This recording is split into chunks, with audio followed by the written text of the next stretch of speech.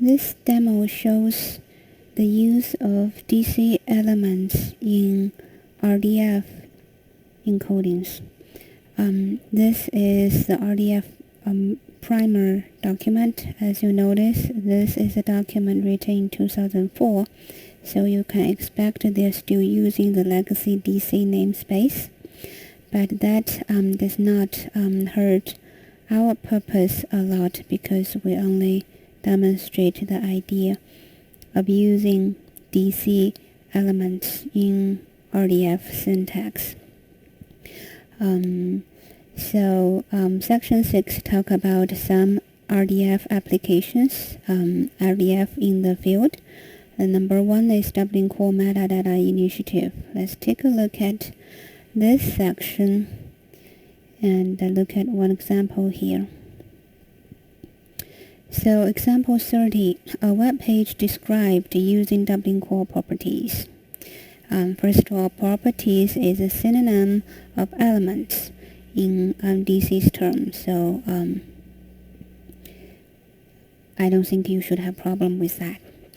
So as we recall earlier, when we look at RDF records, what we see in the first section, all the namespace will be used in the following text must be declared.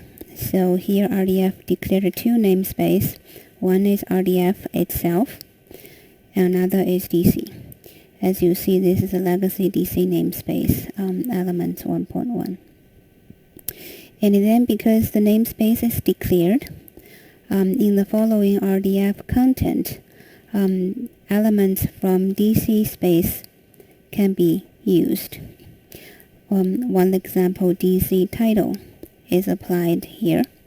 This RDF record describes one website, D library program, DLab, a web page. And there is DC description, as you see. And here DC subject is interesting. What we see here, because you could have multiple subject terms applied to this web page, so we used RDF bag. As you see, this tag tells the computer the bag element was coming from RDF namespace. Recall RDF namespace has already been pointed out here. So when a computer reads a statement like that, it will look at this and say, okay, the term bag is coming from RDF namespace. Although I don't understand what bag is, let me go to RDF or this UI to look up its definition. So it helps the computer to understand a little bit what this is. Although, as we will talk about later towards the end of the term, that RDF alone will not provide a complete semantic for computers to understand the meaning of the terms. But with help of other technology, there is hope. So here what we see is DC subject contains a bag of subject terms. So there is a list, item, research, so 1, 2, 3 item is put in this bag. And this bag is the value of the subject. So this example shows that DC